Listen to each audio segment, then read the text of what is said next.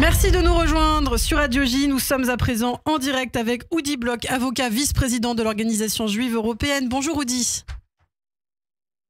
Ah, je ne vous entends pas. Alors attendez. Bonjour Oudi, est-ce que vous m'entendez ? Je vous entends très bien. Ah bah je vous entends. Bonjour, merci d'être avec nous ce matin sur Radio J. Alors cette semaine, Oudi, vous avez plaidé devant le tribunal correctionnel de Paris en soutien justement d'un jeune juif qui a été agressé à la sortie de son école. Absolument, avec ma consoeur Muriel Waknin-Melki, nous avons plaidé ce dossier pour un jeune étudiant juif qui s'est fait casser le nez à quelques mètres de son école par un individu qu'il avait déjà croisé à plusieurs reprises dans un café qui jouxte cette école et qu'il avait déjà entendu tenir des propos antisémites concernant le conflit à Gaza. Et pourtant, la circonstance aggravante d'antisémitisme n'a pas été retenue dans la prévention. Non, mais comme cela a été rappelé par le président du tribunal qui a remarquablement instruit ce dossier à l'audience, le parquet qui avait ouvert la procédure avec la circonstance aggravante d'antisémitisme et qui finalement l'a écartée, aurait parfaitement pu la maintenir. Parce qu'il y avait dans ce dossier un antisémitisme d'atmosphère, pour reprendre l'expression de Gilles Kepel sur le djihadisme d'atmosphère. Tous les matins, quasiment, au mois d'octobre, ce jeune homme allait prendre son café dans cet établissement et en profitait pour téléphoner à ses amis en Israël et prendre de leurs nouvelles. Et les regards qui se tournaient vers lui étaient de plus en plus agressifs. Et c'est dans ce contexte que les propos antisémites de l'agresseur ont été tenus. S'ajoutait à cela le fait que la victime portait une bague avec une Magen David, qu'une de ses amies avait également entendu de la part du même homme des propos antisémites, que les identifiants de l'agresseur sur les réseaux sociaux, comme certains de ces messages faisaient référence à Gaza, à la Palestine, et que lors de l'agression, la victime l'a entendu lui dire « Ne reviens pas, je sais qui tu es, je sais ce que tu es ».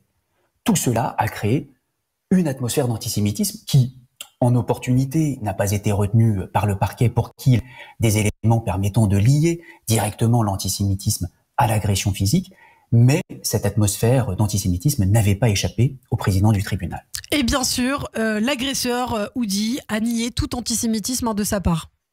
Oui, et sans surprise, évidemment, cette agression, qui ne concernait pas seulement notre client, puisque d'autres étudiants non juifs ont été agressés, mais notre client a été le seul à se constituer partie civile, faisant preuve d'un grand courage. Cette agression est partie d'un fait banal, d'une discussion de café, qui a déclenché chez l'agresseur non seulement des insultes sexistes extrêmement humiliantes à l'encontre d'une jeune fille qui était présente, mais également des violences physiques tout à fait disproportionnées. Et comme tous les hommes qui insultent et agressent les femmes, en projetant sur elles leurs fantasmes sexuels, et qui tiennent des propos racistes au cas particulier antisémites, eh bien, l'agresseur était un menteur et un lâche.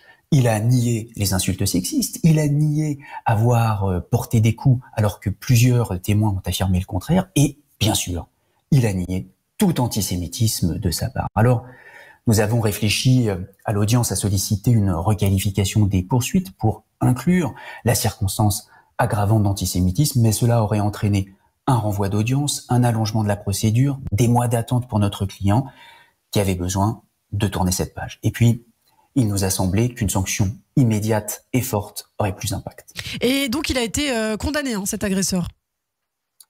Il a été condamné avec des peines qui sont allées au-delà des réquisitions du parquet, qui pourtant avaient été tout à fait à la hauteur des enjeux de cette audience, tout comme le président du tribunal, en rappelant que ce type d'individus ne peuvent pas s'arroger un territoire et décider qui vient ou qui ne vient pas, qui a le droit de parler ou qui a le droit de se taire, qui a le droit de consommer et qui n'a pas le droit. L'agresseur est donc reparti avec 2 ans de prison, dont 1 an ferme et 1 an avec un sursis probatoire accompagné de nombreuses mesures contraignantes. C'est une très bonne décision. Mais au-delà de ça, cette agression vient nous rappeler la nécessité pour les Juifs d'apprendre à se défendre physiquement.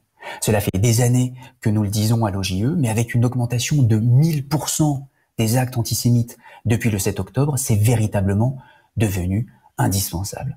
Alors la question n'est pas de savoir s'il est dangereux, normal ou audacieux pour un juif de s'attabler à un café et parler librement au téléphone d'Israël au risque de se faire agresser. Ce risque est là, nous le savons tous. Il faut désormais savoir se défendre et pas seulement devant les tribunaux.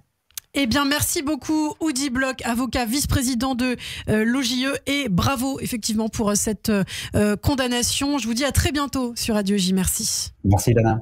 Et vous restez avec nous dans